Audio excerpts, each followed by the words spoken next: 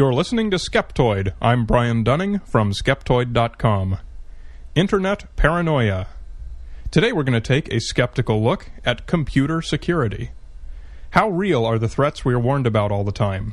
Do these supposed threats pose any actual danger? And if so, what kind? What steps do we really need to take? This stuff is my business, so I know of what I speak. In the early days of web browsing, innovative programmers created cookies as a way to store session variables on the visitor's computer. When Bob visits Amazon and tells the server that his name is Bob Smith, Amazon writes Bob Smith on a name tag and sticks it on Bob's shirt. This is a cookie. It permits Amazon to accumulate a shopping cart full of merchandise for Bob and to know where to put each new item without asking Bob to identify himself each time he brings something else to the register. The server can say, "Ah, you're Bob Smith. Good to see you." And it knows which shopping cart to put Bob's new DVD into. Without cookies, it would be necessary for Bob to log in each time he adds something to his cart. Not only is this inconvenient for Bob, it requires substantially more server resources. Server resources are not infinite.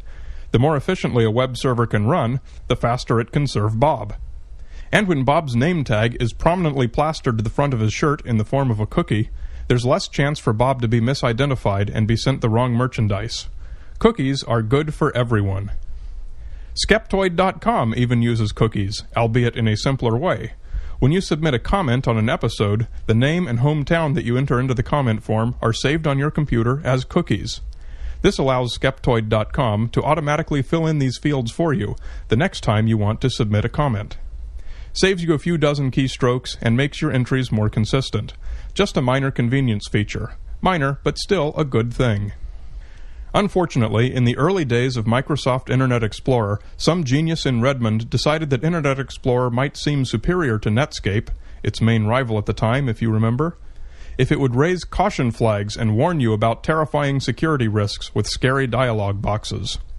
Internet Explorer eventually became the only significant web browser, and a whole generation of web surfers was raised with the belief that cookies were a security risk to be feared and blocked at all costs. The idea is that an unscrupulous individual might sneak into Bob Smith's office, look in the cookies folder on his computer, and learn that Bob Smith is the name he used to identify himself to Amazon. Cookies are just plain vanilla text files. They contain no program logic or encryption. The good thing about this is they can't contain program code like viruses or Trojan horses. The bad thing about this is they contain human-readable plain text, so that anyone with access to your computer can read them. Since nearly every other program and data file on your computer uses human-readable plain text, is this truly such an egregious security risk?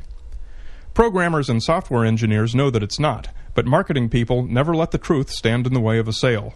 If they can convince you that your computer's normal operation constitutes a risk that can be mitigated by purchasing their software, they know they've got lots of sales. Some people think that cookies can be used to steal credit card numbers or other information from your computer. Not only is there no mechanism by which this could work, it's illogical. The web server is what writes the cookie to your machine, and obviously it can't write anything it doesn't already know. Referrer codes are another normal function that's being marketed as a security risk. Whenever a web browser visits a server, it sends a referrer code. This is the URL of the web page from which the browser came. This is part of the HTTP specification and is a normal function. It's not the nefarious evil plan of some hacker. Let's say our friend Bob is reading the news on CNN.com and sees an ad for a plasma television from Amazon. Bob's in the market for a good plasma, so he clicks the ad. Amazon's web server receives a referrer code from Bob's browser that tells it Bob linked from CNN.com. Amazon may use the referrer codes to analyze which of their advertisements are most effective, an analysis that's essential to good advertising.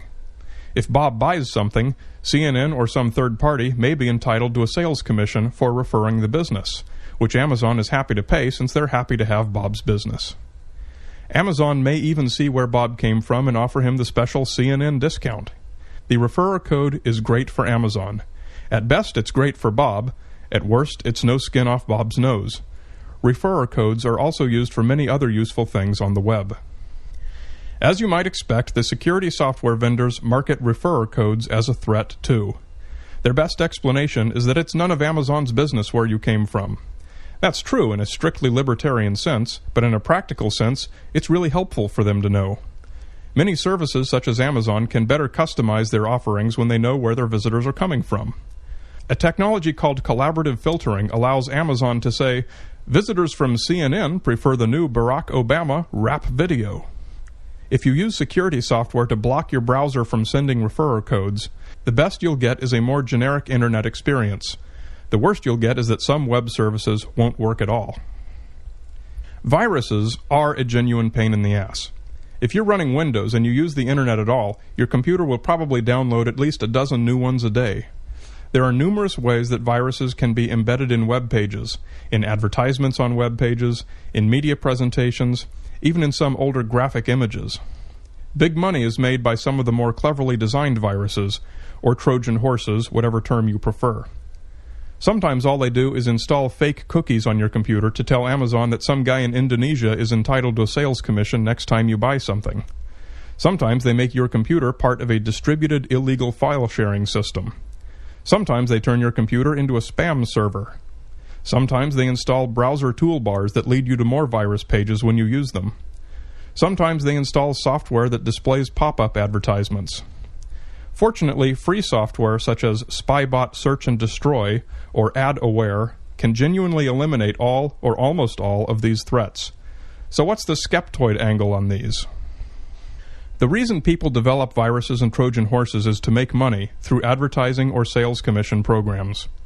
Really, all of the threats described above ultimately lead to money. However, in point of fact, it's no skin off your nose. Sure, some guy in Indonesia will get a sales commission that he didn't deserve, but it didn't come out of your pocket. And it benefits nobody to write a virus that erases your computer or causes some problem.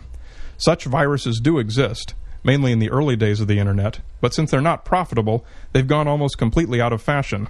People want your business and they want your money. There's no profit in erasing your hard drive. Invariably, when I make this rant, I get the comment, "My aunt had her computer erased by a virus," or "I have a virus that makes my screen go black and deletes my address book." The truth is that software conflicts and system crashes are more likely responsible for these problems.